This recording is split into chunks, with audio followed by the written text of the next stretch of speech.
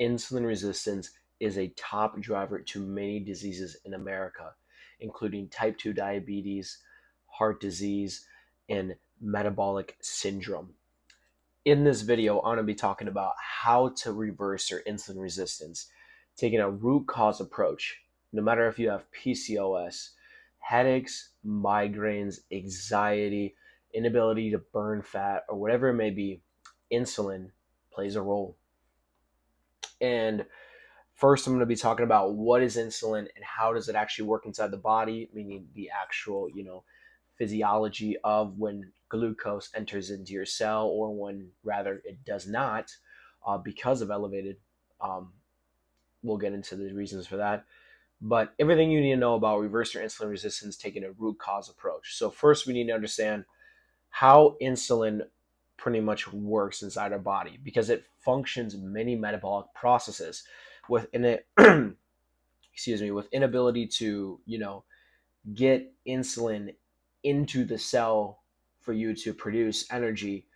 That is a problem, and there are many reasons to why you can't do that. Meaning there are many reasons why you could be insulin resistant or insulin insensitive, and have elevated high blood sugar levels. We think about high blood sugar just as like if you're diabetic, but blood sugar plays many vital roles, which we'll get into. So pretty much insulin facilitates the entry of glucose into cells. All right, it is like the key that unlocks glucose into your cell. So if we are insulin resistant or we're insensitive, insulin can't get inside your cell, okay, for glucose to uptake it or for your cell to uptake the glucose. And so obviously that can have many detrimental effects because then what happens is that your pancreas produces more insulin and then blood sugar then just gets elevated throughout time because it's not able to get used as energy. So then blood sugar stays elevated in your bloodstream, okay? And then obviously that impairs other systems within inside your body. It can impair your hormone balance, which many of you might experience that. Whether it be you have low testosterone, whether it be if you have a high high estrogen, or if you have PCOS, high androgens, all these things are influenced by insulin hormone, insulin high, elevated blood sugar, insulin resistance. Okay, so if we have elevated blood sugar, that is a problem, okay? Because blood sugar is our body's preferred source of energy, okay? So when we check our blood sugar levels, we are checking the amount of sugar present in our blood at that specific time. And so when I'm looking at my clients, we're doing a postprandial, meaning 2 hours after we eat, because we're seeing how well you're able to utilize glucose within inside your system. How well are you able to have that food with carbohydrates and for your body to turn that into sugars for you to get used as energy? How efficient is your body at doing that? Because the more efficient you are at doing that, the more efficient your body is at doing that, the better and more healthier you are, the more optimal you are, and the higher metabolic function and metabolic rate you have, truthfully. So obviously, like I said, some symptoms that you have insulin resistance without checking your blood sugars, okay? Hunger. If you're always hungry, if you're dealing with, these like hangry mood swings, that means that insulin is either, too low from it being going up and down throughout the day, is a big one. Having these cravings, random cravings, and it's not really sugar cravings, it's just cravings for specific things that can impair your blood sugar levels, leading you, that could play a role that you have, dysregulated blood sugar. Energy production. If you are super fatigued all the time, insulin resistance can play a role. And why is that? Well, if you're insulin resistant, you can't get blood glucose, sugars into the cell. You can't use it as energy. Also another one is brain health. If you can't, remember things or you're having brain fog, insulin resistance can be at the core there because if you're not able to, like I said, get insulin into your cells for it to get utilized as energy, then obviously you don't have enough glucose because your brain takes up glucose as well for you to be having optimal cognitive function. Okay, mood stability. If you feel like you're always irritated, you're always mad, angry, maybe you're sad, depressed, anxiety, all these mood things have to do with also your insulin because it regulates, you know, neurological functions, meaning it regulates your neurotransmitters, it regulates your brain and blood flow, and so much more. So that's why mood plays a big role. Obviously, weight management, if you are dealing with any type of overweight, or you're just dealing with some weight loss resistance, insulin is at the core of that as well.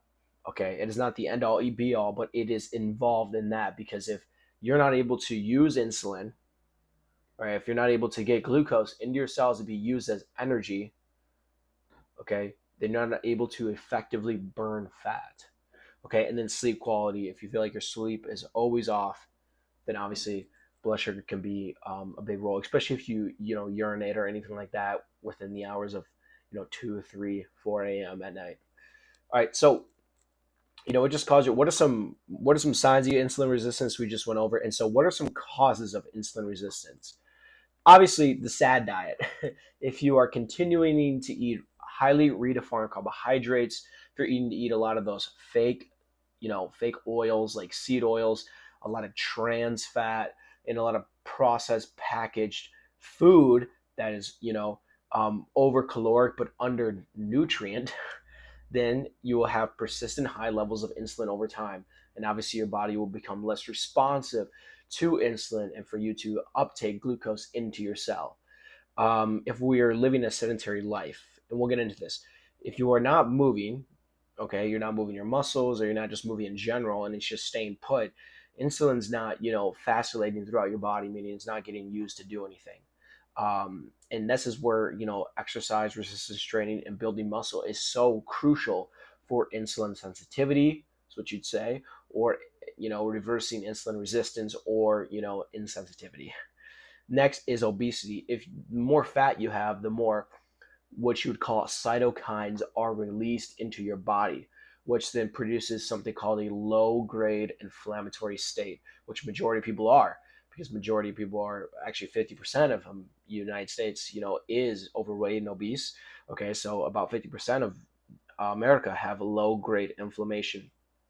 And that low grade inflammation can obviously impair your body's ability to uptake glucose with inside your cells. So then insulin's not getting properly unlocking the door for your blood glucose. So that plays a role. Stress. So the topics I just talked about before, obviously that really goes into the group of people that are overweight and eating too much, not moving enough, and following the SAD diet. But here's the thing, though: stress. Many people. Well, here's a good thing. Here's something for you to understand. You could have one person that is sedentary, eats a SAD diet, highly redefined in carbs, like I said, doesn't move, or you can have someone that overtrains, doesn't eat carbs, and doesn't sleep that much. Both of those people have high blood sugar levels. This is where people go wrong, because they take dogmatic approaches to each individual or population. That's not what we do here. Both of them have high blood sugar levels, but there has been a process how each person has got there. So we need to work a process on whatever person that is, and how they got there, to help reverse their insulin resistance. So stress, either it be from overtraining, under eating, not sleeping, too much emotional stress, toxic relationships, whatever it may be, that can impair blood glucose levels, because your stress hormone plays with glucose, insulin hormone. Okay, they have an inverse relationship. So when stress is elevated, blood glucose is elevated. Okay, and this is why when you check a fasted blood sugar, it really just states how stressed the body is. Okay, environmental toxins. Obviously, whether it be chemicals in the air we breathe, or chemicals you're drinking or eating inside the food, all of it leads to a state of insulin resistance, because it leads to inflammation within inside the body. And what we have spoken about is that inflammation inside the body impairs the ability for insulin to open up the door for your cells to uptake glucose and then be used as energy. Okay. like I said, cortisol hormone, I just said, overtraining. If we're eating, proportion in meals, what does that mean? Well, if you're very metabolic, male or female that has tons of muscle, this wouldn't apply to you, but majority of you, perhaps are not. So what happens is that if we eat foods, if we have our meals and our meals are just straight up, carbohydrates, if I'm just eating a meal of mashed potatoes, if I'm just eating a meal of just rice, that is going to impair, blood sugar levels because that is just a glucose meal. That is straight, sugar inside the body, which is good, if it's healthy food. But when you aren't balancing out with any healthy fats or protein, then that impairs blood sugar regulation. Now, recovering from training. This is a big one. If you are, like I said, overtraining and you're under recovering, this is going to be a stressor on your body. The stress is going to have inflammation, and the inflammation and the stress is going to impair blood glucose. And then, like I said before, if you have high estrogen or androgens, that impairs blood sugar. And we know this as a sign of PCOS or low testosterone, low sex drive, PMS, secondary amenorrhea, whatever it may be.